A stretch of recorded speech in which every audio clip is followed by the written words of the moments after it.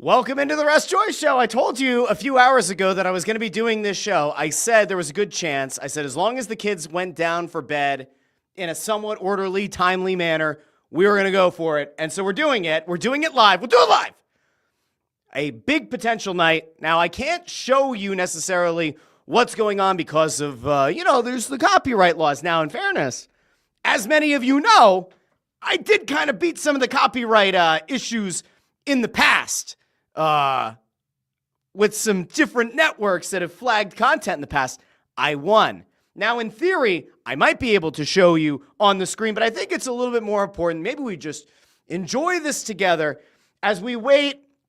Now, this is the first time in, I believe, the history of the NHL, certainly in recent history, that the way the draft lottery is being conducted is not by predetermining, behind closed doors where you have all of the picks, all the lottery balls drawn, and then they put the cards of the teams in the envelopes, and then they pull them out to the public where the teams already know. No, this is different. This year, they're going to actually have the lottery balls pop up on the screen, and we are going to see as things unfold. We're going to see, for the first time, the combination come up, and we'll see which teams move up, perhaps which teams move back, move down. A reminder, and we broke this down on a show a little bit earlier today about how teams can potentially move up. The highest you can go, the biggest jump you can make is 10 spots in the NHL Draft Lottery. And so there are teams that technically will be entered into the draft lottery, but they can't get the number one pick. They cannot get the number 2 overall pick, but they do have the ability to still jump. And so teams like Calgary and Vancouver that are 16th and 15th entering the lottery respectively, those teams can move all the way up to number 6 if you're Calgary, number 5 if you're Vancouver, and then there's a drawing period that has to happen. So you can't technically move up to 1 or 2 if you're outside of the top 12, right? 12 you can go up to 2, 11 you can go up to number 1. You can only move up 10 spots. Now, I'm looking to see who's representing the Flyers at the draft lottery right now. It's Danny Briere. Danny's there. Who else do I see on the screen here that's at least like relatively, it looks like a bunch of front office guys. There were questions, I guess, about whether or not you would see a Matvei Michkov. Would they send a player representative to be on camera for the draft lottery? I guess I'm not surprised. Listen, in the NBA, that's a big thing, right? Like one of the big things that we typically see is that they could send a player out. Maybe they send like somebody who's not a front office executive to be there, be present. Now, this is a little bit different. This is not a centralized thing. This is all being done virtually. So you don't have Danny Briere and the rest of the GMs or the rest of the team representatives sitting in a room together, but we are going to watch it all unfold. Again, it's almost like as a kid, let me know in the comments on YouTube where I see people are dropping comments, YouTube, X, and Facebook. Let me know. But there are people who, you might remember this, back in the Jeopardy and the Wheel of Fortune days, maybe you watched it with your parents, you watched it with your grandparents, whomever. This is a thing where you watch the lottery balls come up, and maybe your grandmother, she's sitting there, she's just waiting. She's waiting for that combination of all of her kids' birth dates to come up, and it never happens. But in the case tonight, each and every team will have a combination come up, or at least the top 2 will. Again, they're going to do the draft lottery for the number 1 spot and the number 2 spot. So I'm going to go out to the comments here. And as we're doing wonderful things here on the stream, I have the draft lotteries pulled up on another screen. Now, I believe in theory, if I have the video at a certain size, I can show it. So we might tempt fates tonight on showing it as it's underway. But right now, they're kind of talking about the Calder Trophy finalists, Lane Hutson, Celebrini, Dustin Wolf. Not named a finalist, Matvei Michkov. Are you surprised by that? Probably not. Should you be? Probably not. Did Matvei Michkov deserve to be a finalist for the Calder? I would argue 1,000% yes, he did. But we know about the anti-Russian bias that exists among some of the media, particularly among some of the Canadian media. 63 points as a rookie, apparently not good enough to get Matvei Michkov a finalist spot for the Calder Trophy. But anyway, we're going to go out to the comments here for a little bit as we wait. And right now on TV, they're just talking about the top prospects. And now I mentioned this on the show a little bit earlier, but Schaefer viewed widely as the most NHL-ready player, number one defenseman, potential number one defenseman down the line, unlikely to be ready at the start of the season, unlikely to make a team right out of camp. However, a very good defenseman. And then the number one forward that people seem to be enamored with is Michael Misa, which we'll see if the Flyers are going to have the opportunity to go after him, if they move into the number one or the number two spot. And if not, there are other good forwards that are going to be available, and one that in theory should be able to kind of help move this rebuild along, as we've been talking about for quite a while. The Philadelphia Flyers do not intend on being at the bottom again next year, despite the fact that Gavin McKenna, who looks like the next generational talent, is going to be available at the top of that draft. These Philadelphia Flyers do not seem in any way, shape, or form committed to taking that tank to the bottom again. So right now what they're talking about over on TV is Matthew Schaefer, Michael Misa, and James Hagans as the top three players likely in this draft. I'm going to go over to the comments. Let's have a little bit of fun tonight. I know everybody's nervous. I get that there are nerves in the air. People are worried because it's only a 9.5% chance to get that number one overall pick or a 9.5% chance to get that number two overall pick. But this is how it works. We all knew it. And remember, no matter what happens tonight, let's do this. Put your pinky out, all right? Let's have a little pinky promise as a group, okay? Because we've been talking about this for a while. I swear that I've spent months over on Snow the Goalie talking about this and on this show as well. Pinky promise. We all said that if the Flyers got to that number 4 spot, which would guarantee they could finish no lower than 6th in the draft lottery, we all committed ourselves to believing that we'd still get a very good player at number 6, even if that's where the Flyers fall. Now, again, the highest probability is that the Flyers fall back to number 5. That percentage is around 44%. I can pull the thing up that we had on the show earlier today. But the 44.6% chance of the Flyers moving back to number 5, 20.8% chance of the Flyers falling 2 spots to number 6. But if you want to live in the positive world, which is where I choose to be, 15.4% chance of remaining at number 4. You get your choice of a few of the top 6 guys. You feel pretty good about it. 0.3% chance of moving up to number 3. There'd have to be one of those teams that cannot move up to 1 or move up to 2 that would have to win one of the lotteries that would allow for the Flyers to somehow get into that number 3 spot. And then you have a 9.5% chance of going up to number 1 or going up to number 2. So that's where we're at right now. Okay? That's where we're at right now. And I see people getting upset, and I get it. People are upset because Matvei Michkov wasn't a finalist. So we'll go out to Andrew Fawcett here. How in the hell is Matvei Michkov not a Calder finalist? Because his name is Matvei Michkov, and he's from Russia. If Matvei Michkov's name were Mathieu Michelin from Quebec, guess what? He'd be a finalist. He might even be the favorite. If Matvei Michkov were playing for the Montreal Canadiens, where the fans have been upset for over a year that they missed out on Michkov, guess what? He would almost certainly have been a Calder finalist. But because there is an anti-Russian bias among the media that choose the finalists for the award, Michkov somehow didn't end up being a finalist, which is quite frankly bullshit. And it is something I'm sure that we'll talk about this week on this show, on Snow the Goalie. But right now over on TV, they are showing, they're preparing, they're taking the balls to the machine. They're going to put everybody's ball into the machine. Now, it's weird. All right, so let's see. They're all right, they just dropped in the number 1. I think I should be okay to show this. We're going to do this we're going to give this a shot. We're going to try right now. Let's see if it works. I don't know if it will. I'm going to have to do it with no sound. We're going to keep this at a very small video because this is a reaction, and this is not meant to take the steam out of whatever the ESPN has going on. But they are dropping the balls in right now. There they are. They're dropping the balls, folks, aren't they? They have their balls dropping right now on the TV, on the screen. So they're going to put together the combination. Whatever combination comes out, that is going to be the one that ultimately determines who the number 1 pick, the number 2 pick is. All right, so we're going to pull this. We're going to take this down for now. So again, they're dropping the balls into the machine. Now, as we have also found out, it all comes down to Stephen here. Russ likes when his balls drop. We love the balls dropping, don't we, folks?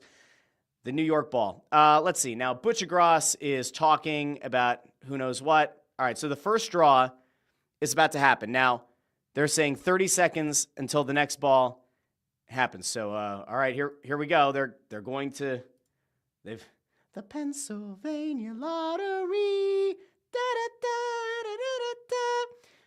All right. So I don't know why they're going to just have it juggle for 30 seconds before they pull one out. All right, we're going to take this back down for a second. We're just going, we have to do this in very small spurts. Jay Toxic says, the big, beautiful balls, they are big, they are beautiful. They have numbers on them, folks, don't they? Andrew Fawcett says, the balls are bouncing. Greg Bondarenko asking over here, who are the Calder finalists? Hudson, Celebrini, and what's his nuts, the goalie, whose name's already escaped me because he wasn't even mentioned. So the first ball to come up is, I don't know, number 7. All right, so we're doing the combination. That changed the odds. Right now, the Flyers have moved up to a 12.5% chance. Oh, boy. 12.9. Now, San Jose's chances have also gotten better. I like this. This is actually okay. I like seeing the percentages change as we're going. This is pretty cool. All right, NHL, you might have actually done something right for once. Now we all get the butterflies in the belly. Because instead of just having to watch the cards come up, we get to see in real time as the team's percentage chances are moving, okay? So they're about to pull another ball. Another ball is coming out. All right, 3, 2, 1, another ball. Now, I don't know what the combinations are. I don't think they have the combinations posted anywhere. That would actually have been pretty cool. Number 11, 7-11. Anybody like 7-11? Let's see what it does. The Flyers had a 12.9% chance after the first draw.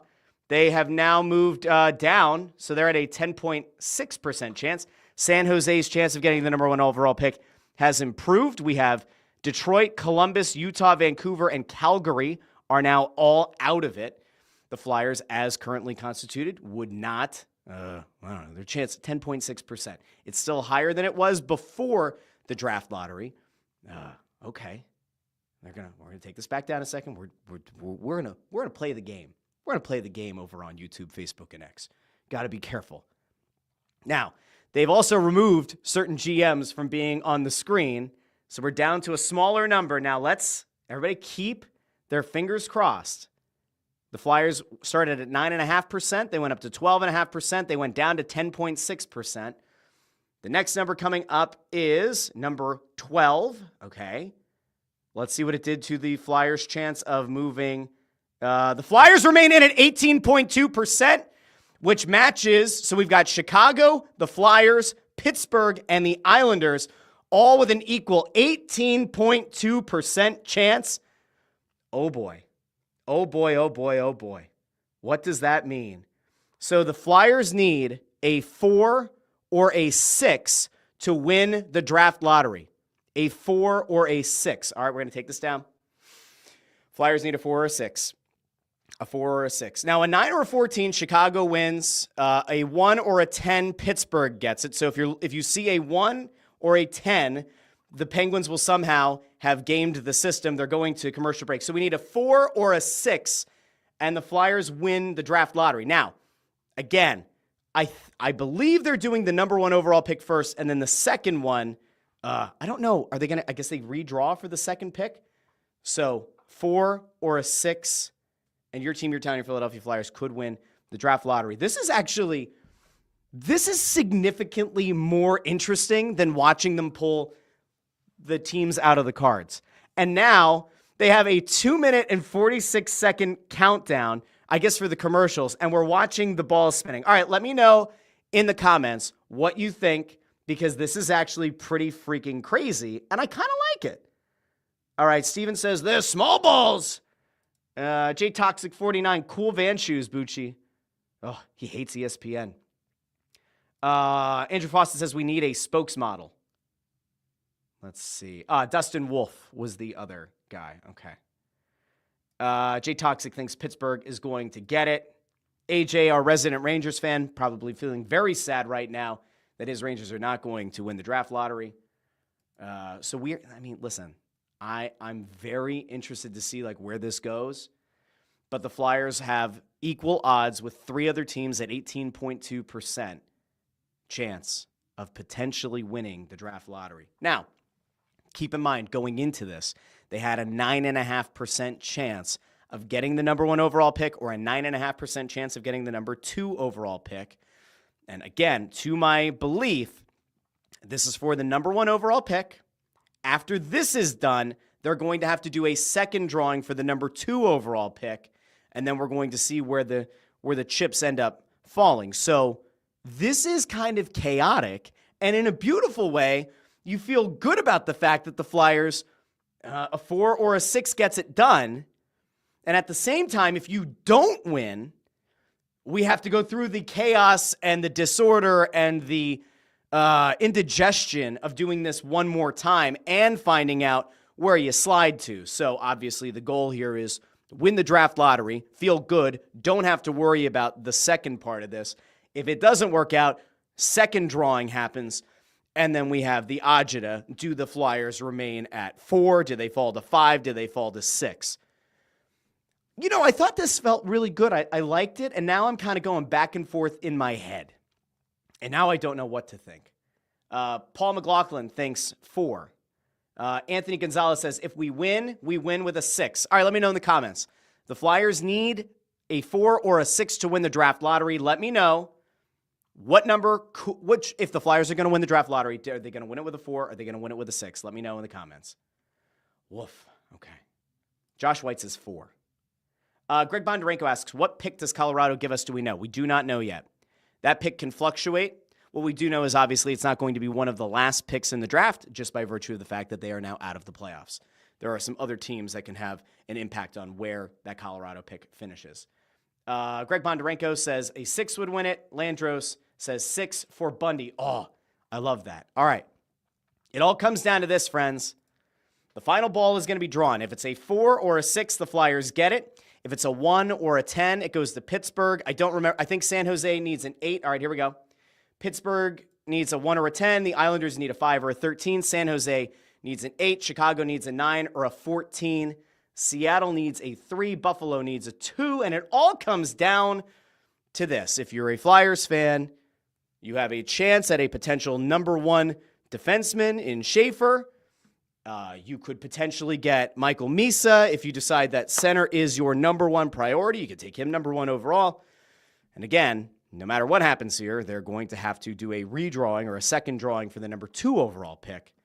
And now people, I'm sure, are going to try, as these balls are bouncing, to get a real good look on what the number is going to be. I am legitimately worried right now. I'm not going to look at the comments because I know that I typically am behind because I'm on YouTube TV. The number is up. It is a 13. That is not the Flyers. That is also not Pittsburgh. Number 13 is also not San Jose, who had the best odds. The number who had 13? 13 was... I don't know who 13 was. Was that Chicago? There were 4 teams that had an 18.2% chance of being the number 1 overall pick. The Flyers are not that team. So that team is... I didn't keep track of it. Here we go. Hold on.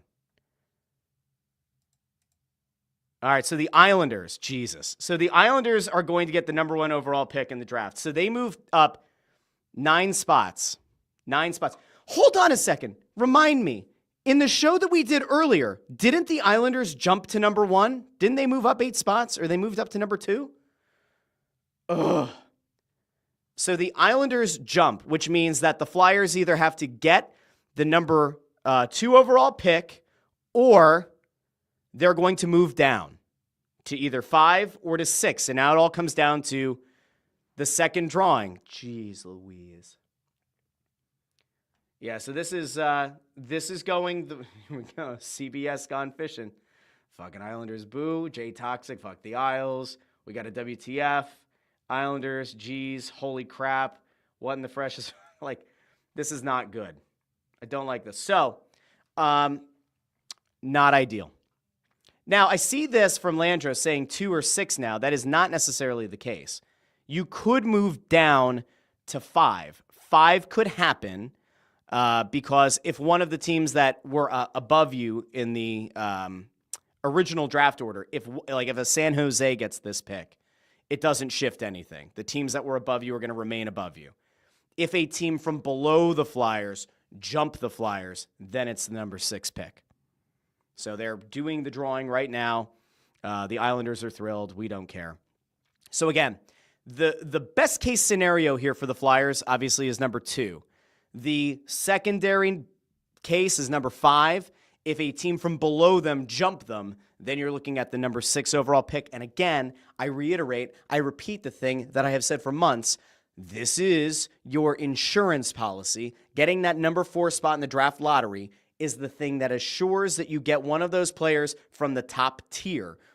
Or if you think Schaefer is the top tier, or Schaefer and Misa, then from the second tier up to the 6th pick. So, wild. Andrew Fawcett says the team without a GM gets the number 1 pick.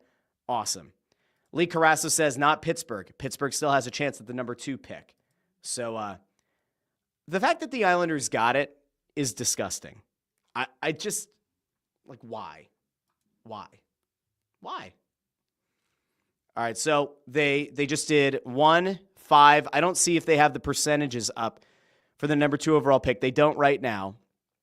I assume that they're going to update. They're going to give us a board to look at when the third ball is drawn, and then probably go to commercial and have us hang on to every potential bad intrusive thought we have until 7:30. So let's see. They just pulled the number 12. So 1, 5, 12. I don't know who has Yahtzee. 1, 5, 12. They should be showing the board. They are not showing the board.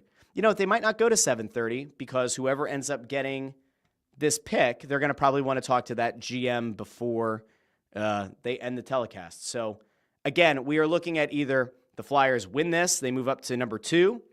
A team that was above them, like a San Jose or a Chicago or a Nashville, gets this pick. The Flyers pick at number 5. Or a team from below the Flyers jump them, and then the Flyers would fall to number 6. So, as of right up, the Flyers are out.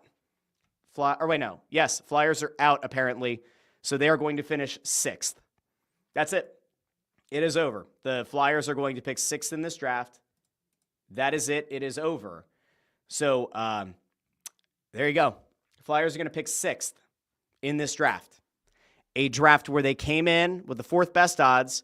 San Jose should, in theory, get this. Chicago has 1 shot. Nashville has 2 shots. Boston 3. Utah, Calgary. This is about as bad. Now, if Utah or Calgary get it, I think the Flyers would be, let me think, they could move up to, if it's Calgary and they get number 6, I don't know. I'm now over it. All right, let's see. We're going to see. If Boston gets this pick, if Boston ends up getting it after their egregious tanking at the end of the season, that would be something. Chris Fried also notes that when I did Tankathon, it had them finishing 6th. So that is true. Didi Megadoodoo says, so much for losing on purpose. 10 gets the first pick. It rarely happens. Let's see. Who got it? Number 3. Who had number 3? I don't know. 3 was who? I don't know what we're tabulating. They had it before. So they're saying it was a Hail Mary. So who was it? Second pick is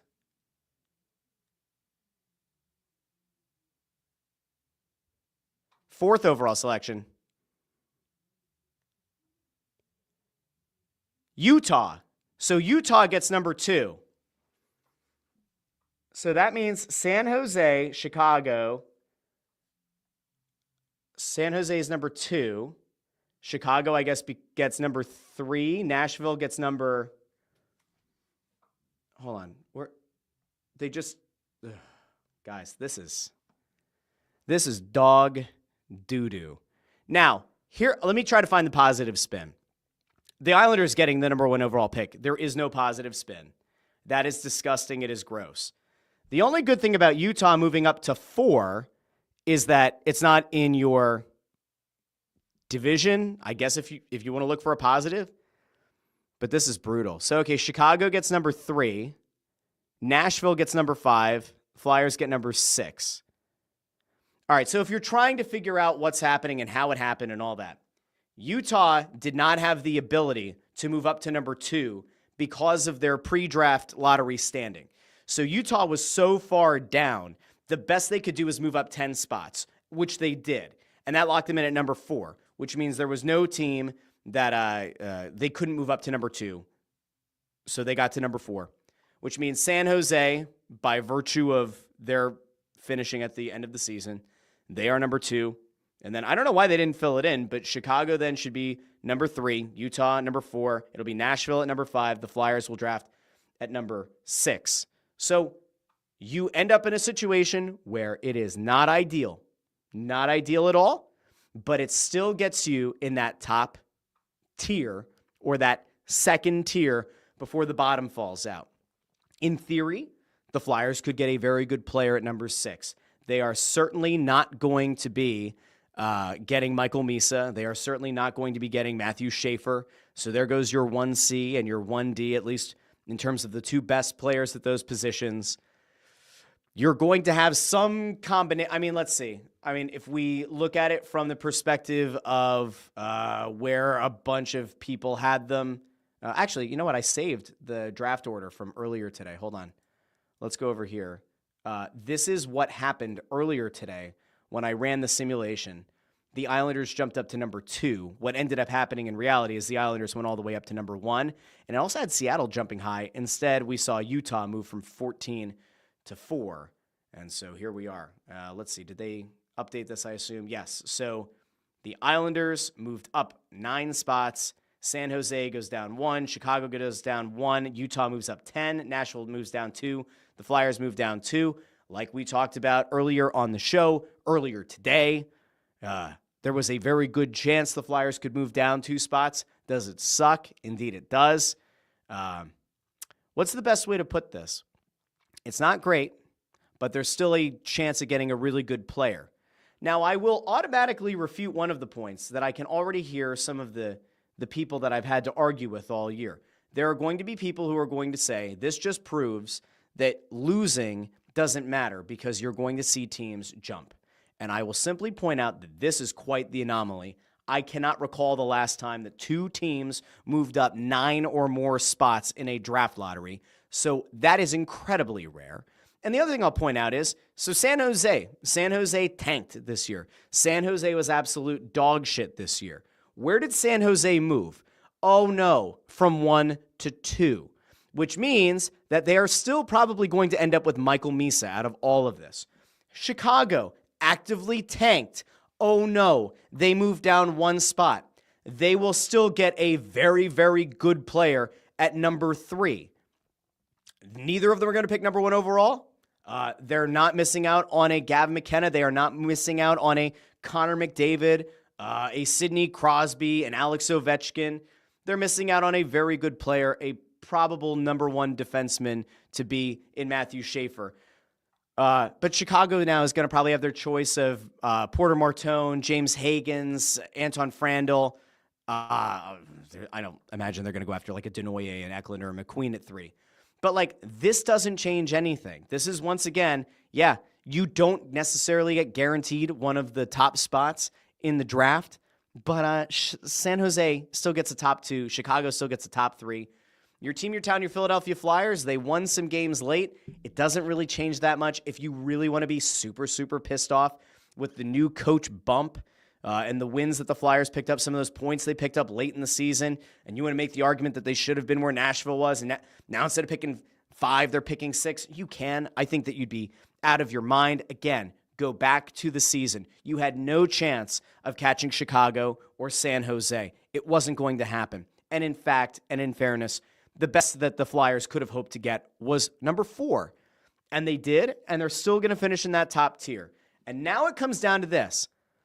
Are the Flyers going to be able to figure out who the best player is at 6? Are we going to find the potential gem, the guy who falls? Is there going to be a player that's going to fall? Misa's not going to fall. Could a Higgins fall to you at number 6? And if he does, you've gotten a hell of a lot of value. But this is pretty rough. Now, I have to go into it. Like, I'm trying to figure out what some of these people in the comments are saying, but I love everyone. And so we'll go out to the comments here really quickly because it's important. All right, so JToxic49 says fucking torts. I don't know. It wouldn't have changed much. Let's see. Andrew Fawcett says, I'm okay with that, I guess. Landros2 says, we are 6. CBS Gone Fishing over on X says, boo. Also hates Bettman. Dersh says, time to bad luck Brian this draft. Landros2 says, there's nothing good. Chris Freed says that the way that they did it with the lottery balls, the NFL is going to take this idea and turn it into an hour show that attracts 50 million viewers. I can't believe that no one's ever done this before. Laboom60, very upset, says this is so brutal. What a waste of a season. I disagree, but okay. At the Helm Outdoors says Flyers got screwed. Again, you go percentages. You go pre-draft percentages. This was one of the most likely outcomes. This should not come as a surprise. Listen, if this came as a surprise to you, you need to go to the subscribe button on this channel, and you need to make sure that you are listening to the things that I say throughout the season, and I'm going to guide you in the right direction. This should not come as a total shock. We talked about every potential outcome. We talked about every potential percentage chance of the Flyers moving up to 1 or 2, the 0.3% chance to get number 3, where they could have finished dead even at number 4, moving down to 5, moving down to 6. None of this should come as a shock. It can be disappointing, but they're still going to end up with a player that is in that second tier, that top-ish tier. If Schaefer is in a tier of his own and there's a second tier that is number 2 through number 6, guess what? They're going to get one of those players. Joe Papel says, the luck of landing the second pick and ending up with Patrick cost Flyers fans 10 years of misery. Andrew Fawcett agrees with that. Landros2 says, typical Flyers luck, but honestly, the only time we won the lottery, we drafted Nolan Patrick, so there's that. Laboom is sick to his stomach. Sorry, Laboom. I know. Let's see. Lawrence Fine says, I didn't understand any of that. NHL is a joke. I don't know what there isn't. Okay, so Lawrence, or anybody who's confused by what happened with the lottery balls, what's the nice way to, okay. So you are given, at the end of the season, a percentage chance of getting the number 1 overall pick. They have however many combinations. Is it 100 combinations? I don't know. And then you get that many combinations within the draft lottery, right? Just like winning the Pennsylvania lottery. Never before have they shown the lottery balls coming up on TV. They typically do that in a closed room. They determine the draft order. They put the team crests in the cards, and then Bettman or whoever comes out, and they open the cards and they lift them up because the order has already been determined. What you got to see here tonight is what that closed room typically looks like. Now, I think another level to this would have been the NHL puts together a website that has all of the combinations that the teams have been assigned, and then we can all stagger, we can all kind of like squint at them. Oh, 1-7. All right, 1-7-12. All right, we're in good shape. Now, I do like the fact that they had the big board and we knew number 4 or number 6. If that came up, that was going to be the Flyers got the number 1 overall pick. It didn't happen. I don't like that we didn't get to see what the numbers would have been for the Flyers prior to the 4th ball coming up. We did see that they were eliminated. Yeah, all right. Josh White says, Roger McQueen, you are a Philadelphia Flyer. I don't know if that'll happen, and it sounds like there are more and more people believing that McQueen's back injury is going to potentially cause him to fall further, which leads me to something very, very interesting that we'll talk about here in a second. Trevston93 says tankers in shambles. Should not be. Again, what is it exactly about tanking or about having a team finish somewhere in that top tier that isn't resonating with people, right? If you had, gone the season and you finished at number 11, guess what? You'd have been the Rangers, and guess where you would have finished? 12th. You would have finished 12th in the draft order. It's right here, okay? It's not very complicated. The Flyers, by virtue of finishing with the 4th worst record in hockey, yes, they moved down, but they still get to draft in this top tier. San Jose and Chicago tanked all year.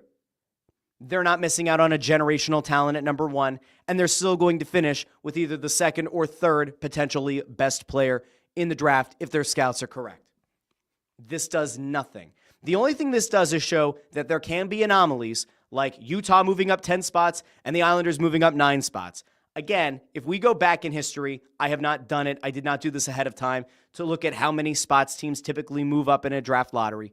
This seems either unprecedented or pretty damn uncommon. Dusty Redmond says, first time the lottery is live and you see teams jump like this. So rigged in the past. Could be. So, I mean, like, all right, let's play that one out. Play out what Dusty Redmond is saying. That this is the first time that we can remember seeing two teams jump that far.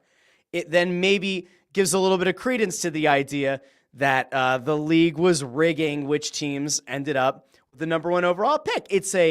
Listen, the conspiracies are going to fly no matter what, right? I love this, all right? I don't necessarily love that the Flyers fell 2 spots, but I do love the idea here that we all got to find out together what the lottery combo was. And we did for a little bit there, get to all kind of root on 4, 6, okay? Imagine the gut punch. Okay, go back to the prior version of how they did the draft lottery. Imagine the gut punch if they would have gone from 16 all the way up, and then we would have seen, oh shit, Utah jumped. Oh, we know that they're going to be one of the top 2 teams. Then you're already going, all right, the Flyers are going to finish 5 or 6. And then by the time you get to the Islanders, we would have known, oh, shit, they're going to finish 6th. Instead, we got to, I don't know, live in a little bit of happy delusion for a bit. Greg Bondarenko says, it seems like you get penalized for tanking. Again, I don't know how you can have that view, though, because San Jose and Chicago tanked, and they're picking 2 and 3. Nashville, I don't think, really tanked. Nashville just had a season from hell. The Flyers didn't really tank either. If they really wanted to be somewhere even further down, maybe flipped with Nashville, they would have kept Torts, although the end of the Torts tenure and some of the things that have been put out there would kind of indicate you could not have kept Torts here. I don't know if it would have changed anything. Let's see. Trevston93 with a good question. Could Hagen's drop? Again, there are some pundits, there are some draft experts who think there is a legitimate chance that Hagen's could fall to number 6. There were some that believe he might even fall to 7 or 8. Roger McQueen is the name that is going to be that's the one to watch, okay? Because McQueen is 6'5" and plays center and has a back injury. And I know that it scares people. But could there be a scenario? If you're the Flyers at number 6, you're not taking McQueen. Probably. Unlikely. But if teams are really scared off by the medical report, right? If you're going to be a team that doesn't get to draft number 1 or get to draft number 2, right? Like the Flyers. Lutsenko might be a good player. We don't know. They didn't get to draft high in that draft because Torts he raises your floor, prevents you from drafting in the bottom 3, bottom 4, or having the chance to draft in the top 6, we'll call it. Probably cost you a chance to go after a guy like an Ivan Demidov. I'm going to keep saying it from now until the end of time. Lutsenko might end up being a good player. We don't know. They didn't take Zeev. Zeev probably, Buium could have been a very good defenseman for this team. It doesn't matter. We're not going to relitigate that, even though it kind of feels a little bit like the Cam York over Cole Caulfield thing all over again. But we'll see. We'll see. Maybe Jet Lutsenko is going to be incredible, and maybe, I don't know. All of this is to say, if you're not going to get to pick 1 or 2, at some point you have to put all the chips in. The Flyers are going to have this Colorado pick that is going to be somewhere in the high 20s, not the bottom of the draft, likely in the higher part of the 20s. Now, there's no team that's going to trade from, like, let's say number 9 down to 20. There's nobody's going to trade from number 12 down to 21 or 22. But could the Flyers get really crafty on draft day? If Roger McQueen falls to 15, right? If he falls to 15, which is Vancouver, could the Flyers potentially work out a deal with Vancouver to send them the Colorado pick, which let's call it 23 or 24? Could they send 24, whatever the Edmonton pick is, probably somewhere in the later 20s, call it 28. So 24, 28, their first round pick next year, and maybe a roster player. Does Vancouver get excited about a young defenseman like Cam York? Is that enough for them to trade back 8 spots? I would say probably not. But then again, first-round draft capital is first-round draft capital. Is there another player on this team that Vancouver is interested in? Those are the kind of conversations we're going to have.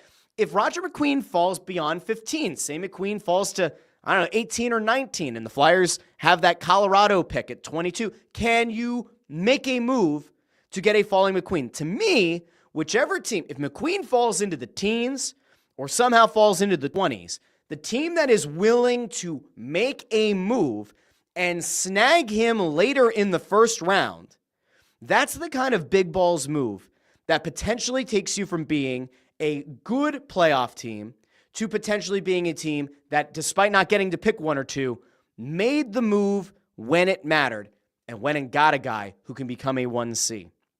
I get that the back injury is a significant concern. I understand. But he's a 6'5" center. And there are people talking about him potentially falling in the first round. If I'm Danny Briere and I'm evaluating what you can get at 20, say 22, 23, whatever the Colorado pick is, and say 27 or 28, wherever the Oilers pick ends up. If I'm looking at the value of 23, the value of 28, I'm looking at my pick next year, knowing full well that the Flyers intend on making the playoffs next year and doing enough to this lineup to make the playoffs next year. If you're looking at it from that perspective, do you say, I'm willing to move 23, 28, and I don't know, 17, 18 next year for a falling Roger McQueen? Does that make sense? If it works out, and if the medical report you get is actually a good one, or you believe that he's going to be healthy, that's the kind of move that fundamentally changes an organization's trajectory. Now, it's also possible that there's a team that is in the top 10 that says, you know what, we're going to take a chance. I could see the back injury being a thing that scares teams away from him. I do. I could see it happening. Let's see. Dersh says, let's temper expectations here and set the good news at we'll get a player and only 31 other teams are in the company on draft night. Let's see. Sloppy over on X says, trade all the picks in Michkov for a 7th round pick. We get it. It's a joke. Matthew Stevens says Denoye. Denoye should not be the pick at number 6. Listen, somebody between now and the draft happening will have to knock my socks off with rationale behind Denoye being the pick at number 6. There have been some things that the Flyers maybe were interested, but I don't know. Douglas DeRosa. Hello, welcome. I don't think I've seen this name before. Douglas, thanks for finding the channel. Do me a favor, like the video, share the video, subscribe to the channel. It's greatly appreciated. Asks, will this team ever have any good luck, or are we always going to be doomed? I don't know. I get it. It sucks. We all hoped they were going to move up to 1 or move up to 2. We all knew that this was a very likely outcome. It happens. It stinks. We did not get the karmic payoff for Nolan Patrick and for James Van Riemsdyk. Ryan Reese says, I'm sick of being a Flyers fan. Ryan, it's going to get better next year. I need people to just take a deep breath with me, okay? Who typically on Snow the Goalie has been the most negative about the team for the last 7 or 8 years? This guy. Who's the one who's always kind of poo-pooed the idea of the Chuck Fletcher Band-Aid plans and the Ron Hextall taking Herman Rubtsov? This guy. And yet, here I am saying I'm very confident that this front office is going to figure out a way to get this roster in a place to make the playoffs next year. And whether it's Ferschweiler as the coach, whether it's Bradshaw coming back, if Bradshaw's the associate head coach, if he's the actual head coach, I'm pretty confident in this team making the playoffs. Rick Tocchet's name continues to come up. There's also the possibility that he goes elsewhere or that he goes back to TV. I think whoever ends up getting hired here is going to be a competent coach, and this team is going to be good enough to get to the playoffs. And they are going to address goalie. I think that's going to be their number one priority this offseason.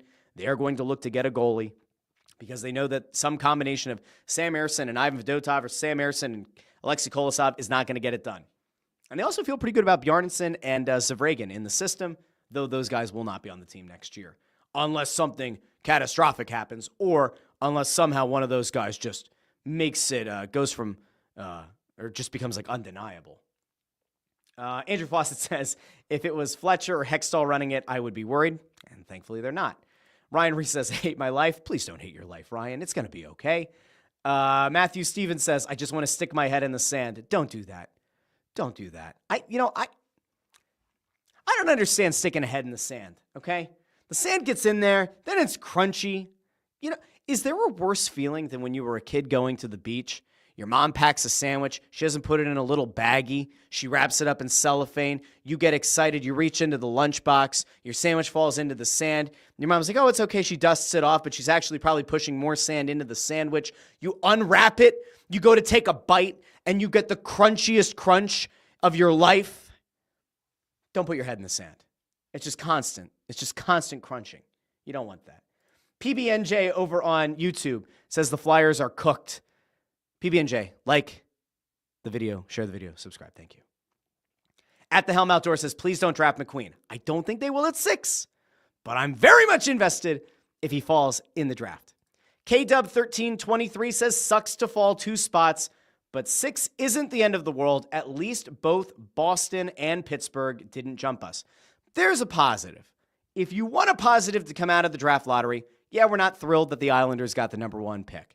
Yeah, we're not thrilled that Utah jumped 10 spots.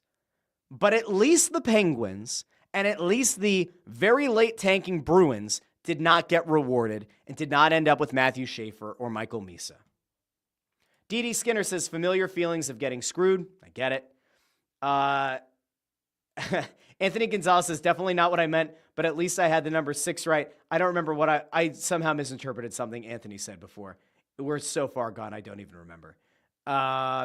Lee Carrassa says, could trade up to number 4 if they want a certain player at that pick. Okay, let's play this one out. Utah. Because Utah didn't think they would be in that position, could Utah get frisky? I wouldn't rule it out. You don't see a lot of picks get traded in the top 5, but because Utah didn't expect to be there, I don't know. That is interesting. That is interesting. Does a team that moved up that much look at it as house money that they're going to end up with one of those top players? And if let's say a Frondel's there at number 4, could the Flyers trade 6 and one of the other first-round picks and get Utah to move back? Maybe. That's actually, you know what? Lee Carrasso here with a great idea. We're going to give a round of applause and some stick taps on the table to Lee. I don't hate that idea.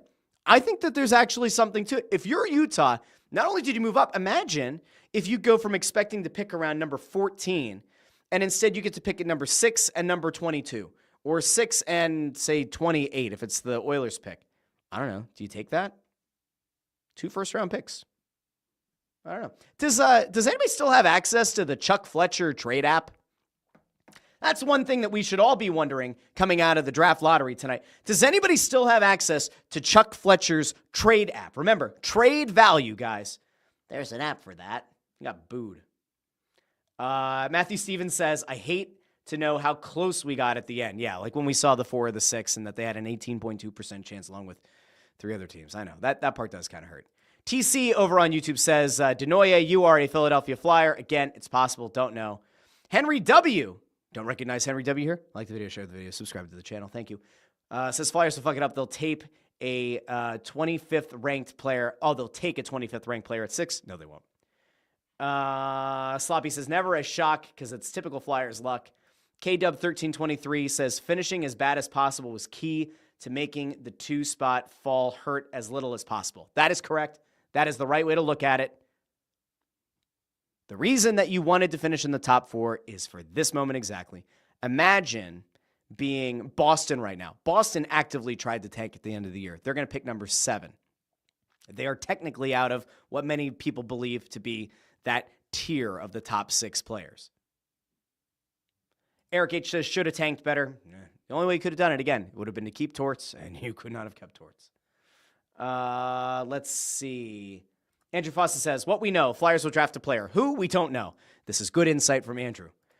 Jay Toxic says, how many firsts do they have this year? The Flyers have 3 first-round picks and 4 second-round picks.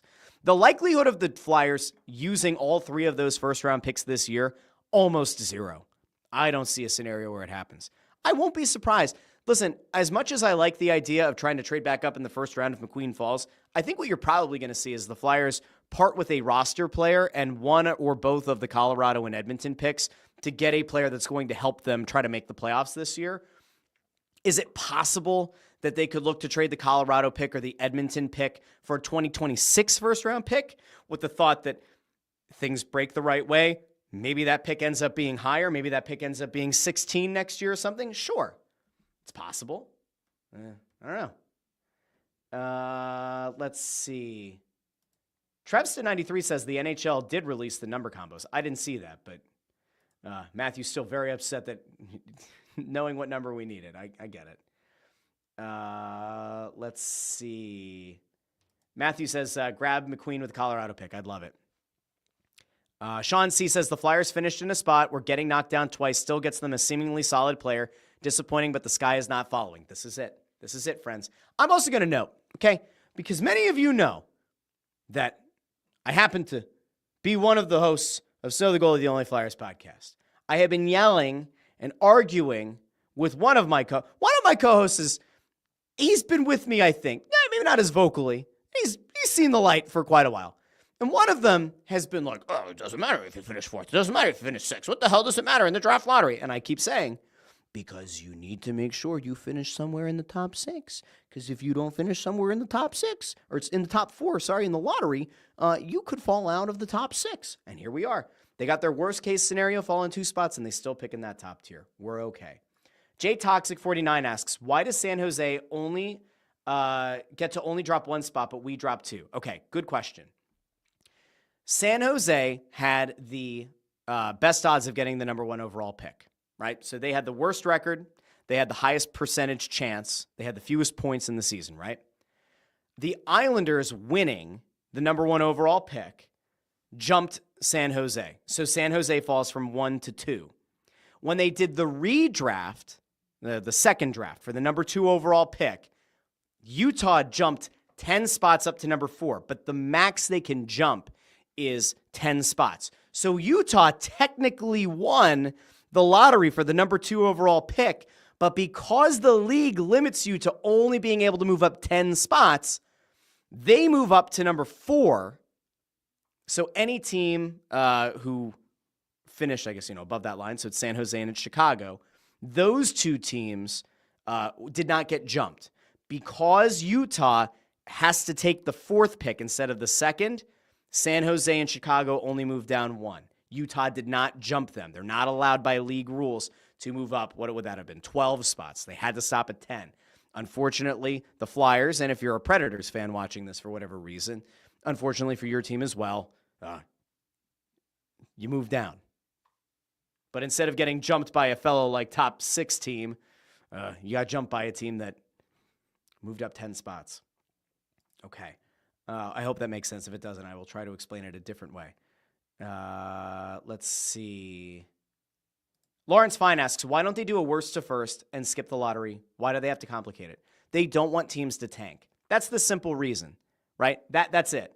They don't want teams to tank. I'll also point out the fact that, your chance of getting the number 1 overall pick, even as the worst team in hockey, is about 1 in 4. It's a 25.5% chance. They are actively trying to do whatever it takes to prevent teams from tanking in a way where they know if they finish with the fewest points, they'll get the number 1 overall pick. That's why virtually every league does it the same way, where there's a draft lottery. Now, the percentages are different, and if you look at this versus the NBA, the percentage chances are different. But that's why. They want to at least have the plausible deniability that they don't support tanking. And in fact, the Islanders moving up like they did, and even Utah moving up like they did, kind of gives some credence to that idea. Let's see.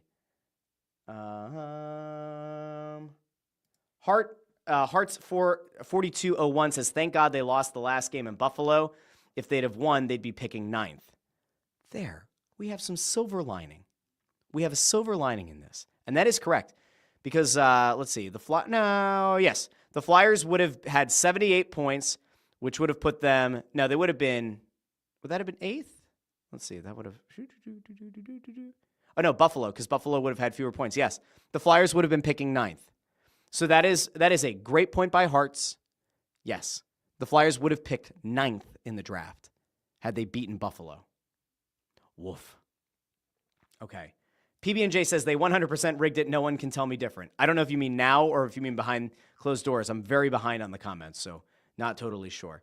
Sean C. says the 10 spots max thing was put into effect after the Oilers got 4 straight number 1 overall picks.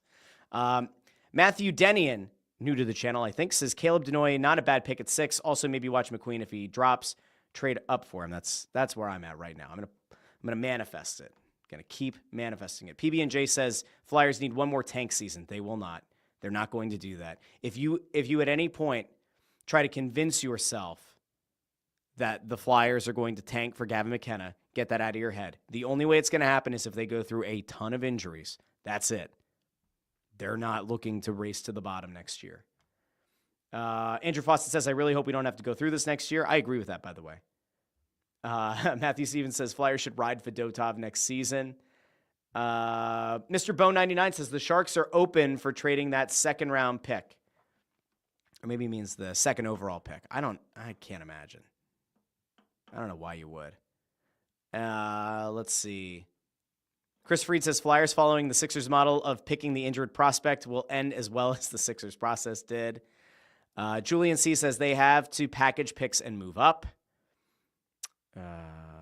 Mr. Bo99 says Dickinson, Celebrini, Smith, Misa just crowned San Jose now. They'll have a really good core. There's no doubt of that. They will have a very good core. Tony Knockers over on YouTube says Denoye is a great center and the Flyers already have his brother. We will see between now and then.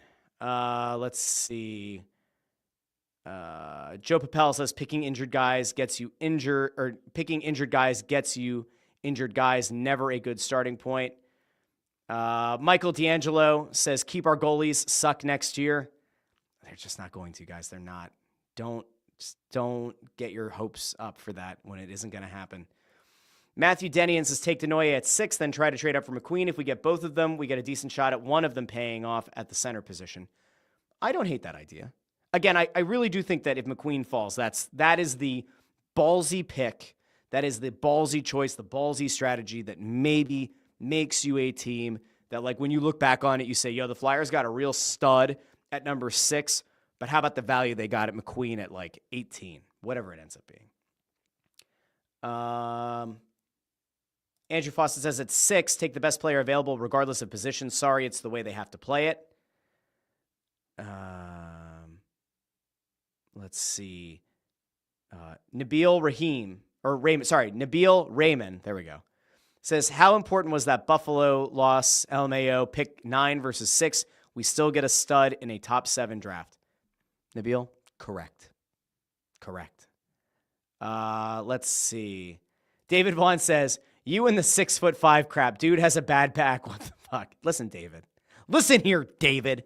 All right? Hold your horses here, David. 6'5". Legitimate frame. Could be a stud 1C. You don't know. I'll also point, you know what, David? Hold on a second. Let me throw something back at you, fella. Okay? I happen to remember a center, a 1C, a guy who was drafted to be the backbone, pun intended, of the Buffalo Sabres.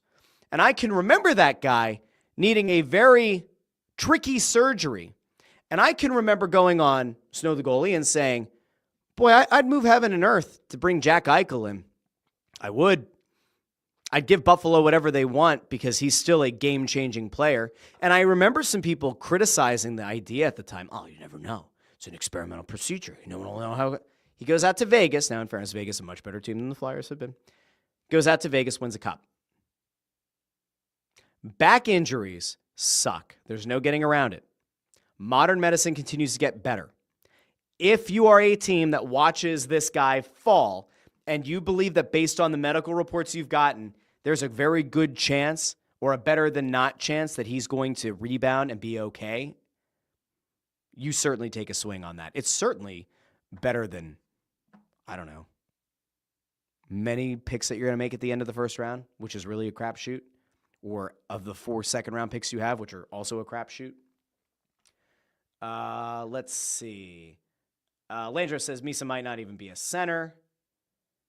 Danny Longo over on YouTube says draft McQueen and watch him be hurt most of the season. Again, I don't think they'll take him at 6. I think it's just you keep an eye on it if he falls. Landros2 says Eklund has Forsberg vibes with his vision, but he's a winger, as is Martone. Yukon456 with some positivity says Hagen's falling to us. If that happens, it's great value at number 6. Let's see. Philly Sports Experts is very upset with how this worked out. KW1323 says draft the best player available. Philly Sports Expert says it's rigged. Expansion team and New York team. Says miss out on talent again. Julian C says just package picks, move up. They have 10 picks. They have 7 in the first 2 rounds, so it's a lot. Let's see.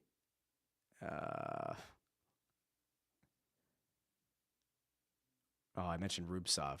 Yeah, Rubtsov was not good. All right, let me see. I got to try to jump around here a little bit.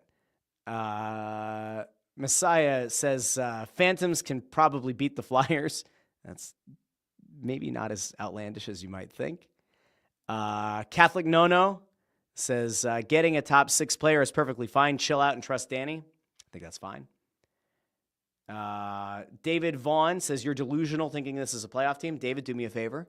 I want you to bookmark this. I want you to put the timestamp from this episode. I want you to clip it or find somebody who can. And I want you to revisit this with me. Not this time next year, because I'm not thinking the Flyers are going to get to the second round of the playoffs. But let's check back in like next March, April. Let's just check in. Barring cataclysmic injuries, okay? Like if half the team ends up on IR, then fine. But if it's a healthy team, they're probably going to make the playoffs next year. This Eastern Conference sucked this year, okay? There was so much parity in this conference this year. And yeah, there are going to be teams that are going to get better, but come on now. Let's see. Flyers Purgatory, pointing out what some others have. If they had won the Buffalo game, they'd be picking 9th right now. That's why losing these games down the stretch was important. Trevsta asks, thoughts on Hudson, Celebrini, and Wolf as Calder nominees? It pisses me off. It drives me insane. Michkov should have been a finalist. It is absolute bullshit that he wasn't. 63 points. Had more multi-goal games than anyone. I think it's just absolutely nonsense. Let's see. Dolphins, USMNT, Flyers, Red Sox says, we are so cooked. Oh, boy. Raymond Supper says, hiring a high-profile coach won't matter if goalie is not fixed. I agree. Like that's what they're going to go out and get a goalie. I don't know how good that goalie is going to be, but they're going to go after a goalie this offseason. Let's see. Yukon456 says, Utah won a whole 7 games more than us and is picking above us. The max move up should be 3. Let's see. E. Smith 22 says, all I wanted was for them to not fall this far. Wanted one of those top 5. It's fair. Matthew Stevens says, by the way, during the Patrick draft, our scouts said to draft Makar. Hextall didn't listen. That is incorrect. That has been incorrectly reported by some people. It was Heiskanen. Heiskanen is the one that they wanted. It was not Makar. And there were some that wanted Pettersson. Makar was not the second most. Bobby Clark went onto a podcast like a year or 2 ago, said Makar, because Makar is the best defenseman, and probably wanted it to sound like the Flyers scouts and everything were just phenomenal, and that Hextall was a total boob, which he was, but it was Makar. Let's see.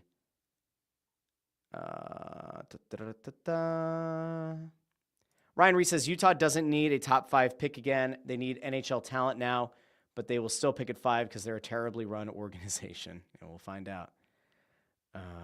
Let's see. There's a bunch of back and forth over here. Let's see if there's anything else that we want to get to before we wrap it up here. Daniel Mullane says, fun fact, Flyers were also 1 ball away from McDavid in 2015. Daniel, we've been trying to live in a little bit of positivity tonight. At least they can get McDavid next year in free agency, so that's a positive. Good positive. Blue Rules 26 asked if we talked about Calder Trophy finalists. We did. Let's see. Anything else? CMZ says, yeah, I'm probably done with hockey for a little bit after that. What the fuck did I just witness? You witnessed a draft lottery. Let's see. Sloppy Joe says, I'd trade York and one of the late firsts to move up to 10 or 15. I don't think that York and like pick 23 or whatever gets you 12 or 13 spots up. But who knows? Let's see.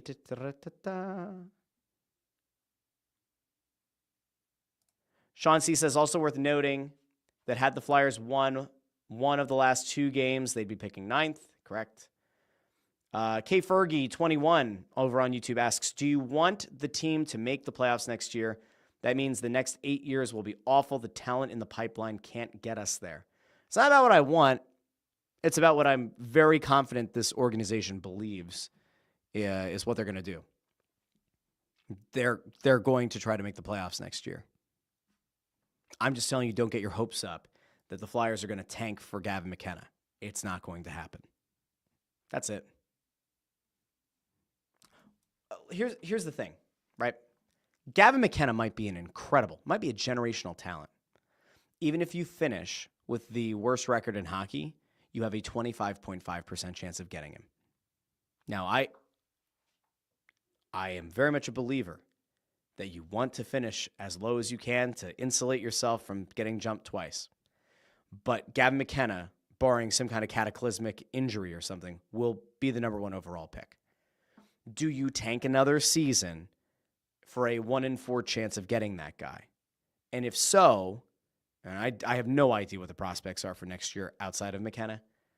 If it's a huge drop-off to number 2, which you would assume it probably will be if McKenna is really generational, is that worth burning another year? The Flyers are, kind of falling out of relevancy to some extent. It's going to be really, really hard for them to tank another season and not lose even more people. They should have enough with whoever this pick ends up being, although they probably won't be on the team to start coming out of camp in the summer, into the fall. They have more guys in the pipeline right now that do look like they could be actual contributors at the NHL level than they have at any point that I can remember in the last decade plus. Again, make of that what you will. There are very good free agents coming up in 2026. The cap is going up, and the Flyers are going to shed a lot of money. If there's ever a time to go after free agents, it's going to be 2026.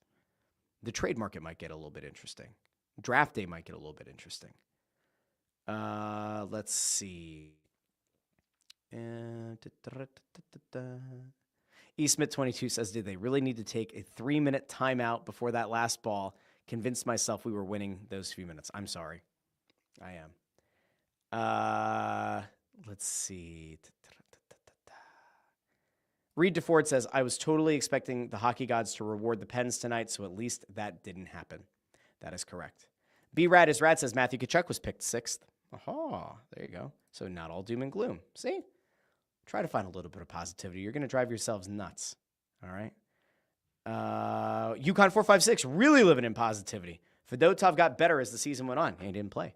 I love the Iron Giant, but it was not a great season. Adam Glickus says, Danny B needs to get creative and get to work.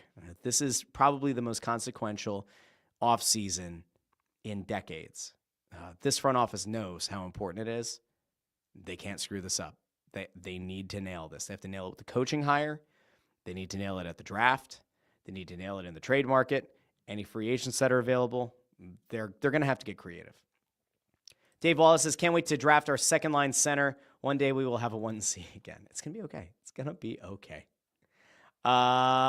Olson Math, 3141 says, trade York and Edmonton's first to move up for McQueen. Listen, everybody just remember that as a bunch of people who talk into microphones and write stories, as they now start to look at the draft, and they have not been saying this to this point, I just want you to remember who has been talking about McQueen falling and who has been talking about the importance of maintaining the flexibility to potentially go up and get that guy.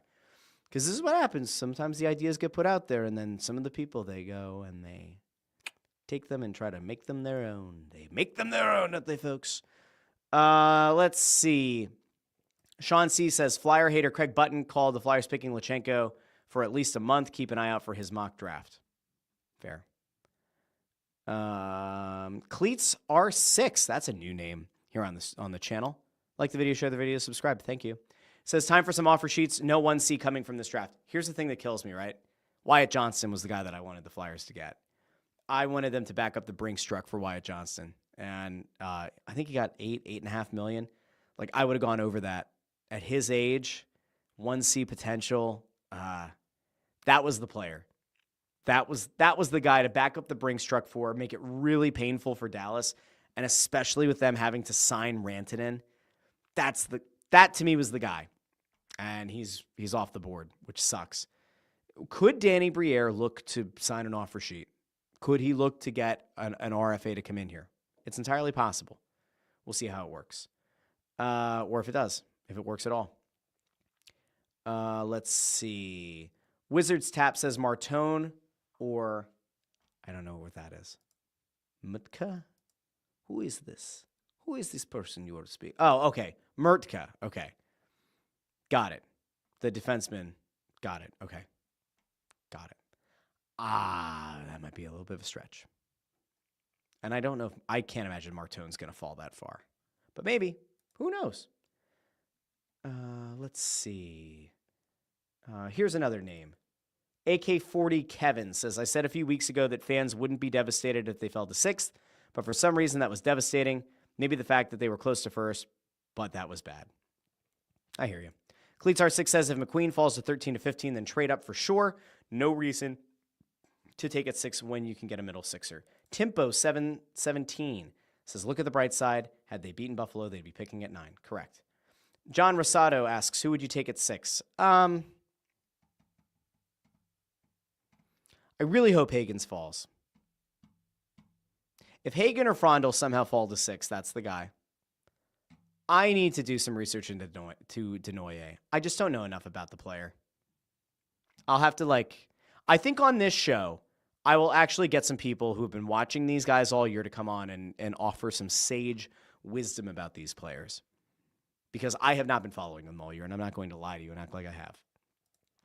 John Wolf says, I hope the Sabres trade their 9th overall pick. I don't know why they would, though. CMC says, literal nightmare scenario tonight. I can't believe it. I know. Brighton Condor says, keep the 6th overall pick and one of the Colorado Edmonton first. Trade other draft picks for Isaac Howard. I did talk about that on the show last Friday and again earlier today. This is the second show of the day, about going after Isaac Howard. I think the Flyers are very much going to be in the market for Isaac Howard, who is incredibly unlikely to sign in Tampa. Let's see. Cleatsar6 says, let's just focus the anger on Michkov Calder snub. It'll make the career third-line center we draft not matter.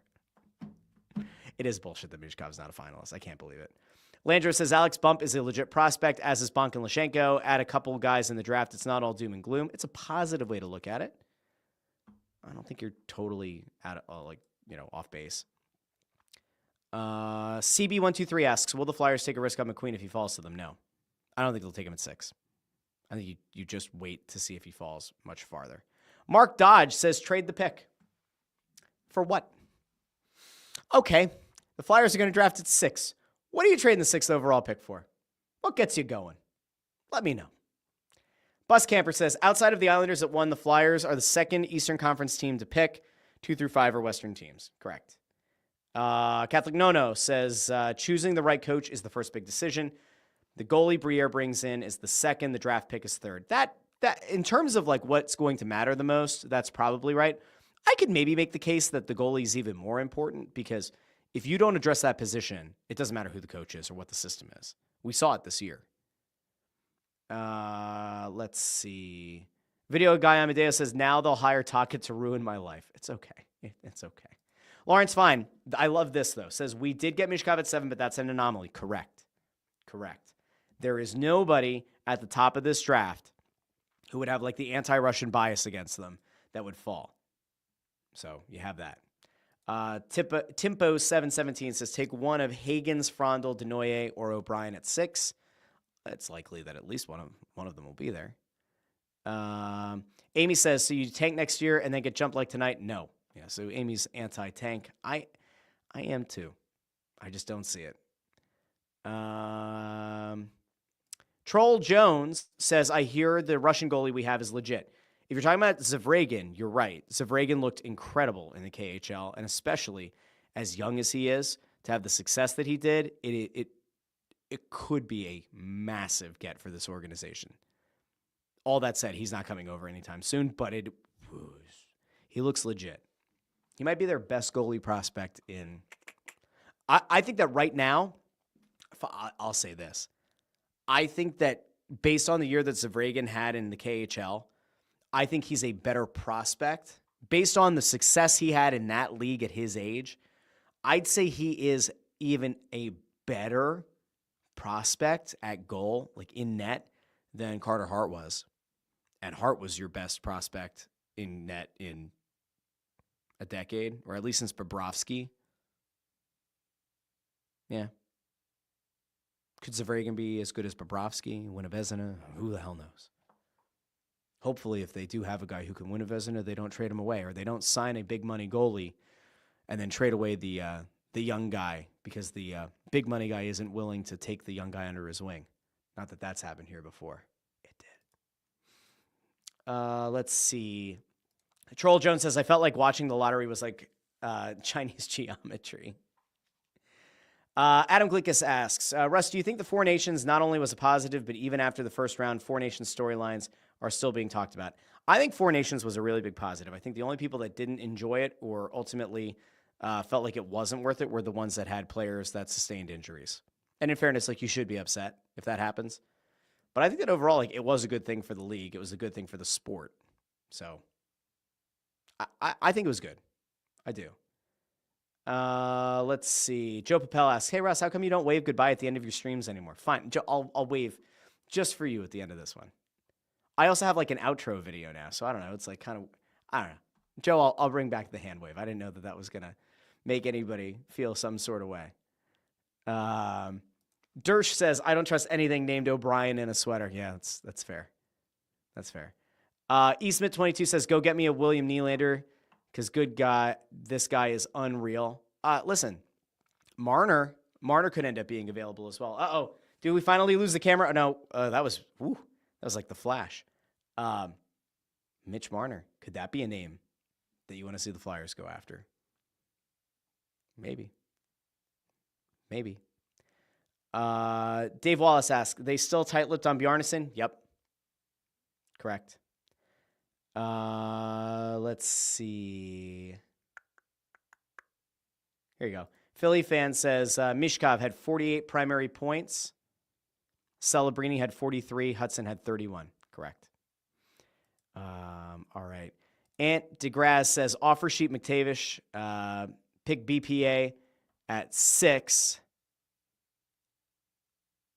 or get Zegras and Gibson. I don't think they're going to go after Zegras. From what I've heard over the last year or so, the asking price on Zegras has just been insane. And I think that there are a lot of teams wondering whether or not he's ever going to get to the ceiling that people thought he would. So make of that what you will. Aaron Fraley says, thoughts on trading back or trying to trade up? I don't think they'll trade back. I don't think anyone's going to trade back in the top 6. Utah is an interesting thing. We'll break this down over the next few weeks. Utah could look at this as like found money. And if they get to, like, if Utah ends up on the clock and they say, listen, there are 3 guys that we'd be happy with, and the Flyers come to you with like an offer of number 6 plus another first-round pick and something else, at that point, you probably consider it if you're Utah. But I think they're the only one because they had the 10-spot jump. Angelo Masso says, finishing 4th was so important. Guaranteed one of Hagens, Martone, Frondel, or Denoye. Would be psyched to get any of those guys. B-Rad is Rat says, thanks for sticking with us. No problem. That's what I'm here for. Not just the good looks and the boyish charm. Although the good looks, if there are good looks here, they did not come across when I got my real ID today. It is a horrible picture. But in fairness, the guy next to me, like, got 4 or 5 pictures taken, and I just... Listen, I'm vain to some extent, but, like, I'm not asking the guy to take 4 or 5 pictures of me at the photo license thing, but I got my real ID, and now I feel awesome. Now I don't have to take my passport on the trip out of state. So that's fun. Let's see. Cleatsar6 says, with no Johnston anymore, would you like to see a McTavish or a Bork offer sheet? Yeah, I want Briere to cause mayhem. I want Briere to cause all kinds of issues. That's what I would like to see. I want Briere to rock the boat. I want him to be a chaos agent this offseason. I want teams to have to look over their shoulder. The same way that we saw the behind the scenes stuff that made it look like NFL GMs are afraid to trade with Howie Roseman. Now, I want that to be what happens with I want Danny Briere to kick somebody's ass so bad in a trade that's what happens. I want him to get a reputation for winning trades so much. We're going to win so many trades. You're going to be so sick of winning. How would Danny say that? Because he's French-Canadian, so he can't. What would a Quebecois accent sound like on Trump? Hold on, let me think. It's like this, but you have to. And you have the Trump. There we go. I got it. All right, here we go. This is not good. This is not good. I shouldn't do it. What we are going to do, believe me, it is going to be so great. And you're going to say, we are going to win so many trades. It is going to be incredible, believe me. Absolument. We are going to, first of all, we are going to take the trades and we are going to take the picks and we are going to put in the picks and we're also going to eat the poutine. We love the poutine, don't we, folks? And we are also going to put in the picks and we're going to have a great team. And the people are going to say, what a great team. I never thought the Flyers would win this much, but they are winning. They are winning so bigly. Gagner, Gagner means to win. We also had Simon Gagner. He was a great player for the Flyers, but they did not win a cup. All right, I'm done. That was too much. Okay, let's go back over here. We didn't lose viewers during the French-Canadian Trump rant, so I guess that's good. I think that's a good sign. Let's see. Philly fan says, would you trade back for a 7-12 for their first next year and hope you get a good lottery luck from a team that sucks next year? Get McKenna with someone else's pick? No. Unless you really hate who's available at 6. Now, if you're saying trade back from 6 to 7 because Denoye falls and you're convinced that, whoever's... okay, play this one out really quickly. That's not going to happen, right? Boston is not going to trade you their first next year just to move up and get, Eklund or something. That doesn't make sense. I wouldn't move back 2 or 3 spots. No. I think that's where the city would light itself on fire. I think that's where fans would lose their shit. Let's see. JH says, good thing they finished 4th. Imagine if they finished 6th. As other people have been pointing out, imagine if they had beaten Buffalo at the end of the season. They would have picked 9th with the same kind of order working out. Philly fan says, does Chicago do the pick 3 for 6 in TK? No. I don't think so. With the amount of money that's on that contract, I don't see it. I don't see it. Pacino Alex says, honestly, who would they even pick at 8? Another winger. I have no clue. No idea. Antigraz says, Briere can be aggressive because his job is safe at the moment. Time to put guys who are on the hot seat to the test. Correct. Cleatar6 says, Danny B making every other GM uncomfortable is a dream. That was called Pepe Le Pew. Let's see. I think that's probably it. It sounds like my kid's foot doctor. What the hell? We've fallen apart in this thing. French-Canadian Trump. So June Worshipper says, French-Canadian Trump can't hurt you. He doesn't exist. French-Canadian Trump. It was so great. How, you have to have the voice. The voice is here, but a little bit of the French accent. Je ne sais pas. Qu'est-ce que pour dire? Je ne sais pas. We are going to gagner. Yeah, you know what? It went a little bit too Pepe Le Pew. I'll work on that. French-Canadian Trump. We'll get there someday. Yeah. Anyway, I think I'm good for now. Angela with a good idea here, though. Martone at 6. I don't think he's going to fall there, but Martone at 6. Trade for Rossi. That could be interesting. Yeah. There we go. I think we're good for the night.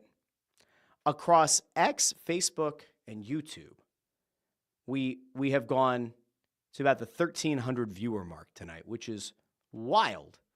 But I do want to thank everybody who joined me. If you're new to the channel, if you're new to this show, it happens every Monday, Wednesday, and Friday. It traditionally has happened at 8:30 a.m., but I've started to move it to the afternoons just to test things out. We've been leaning a little bit more into hockey. Sometimes we talk basketball. Sometimes we talk football.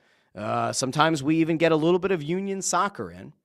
There are national news stories, national sports stories. There are mostly Philadelphia sports stories. Sometimes we talk about things that are going on in the general Philadelphia area just for fun.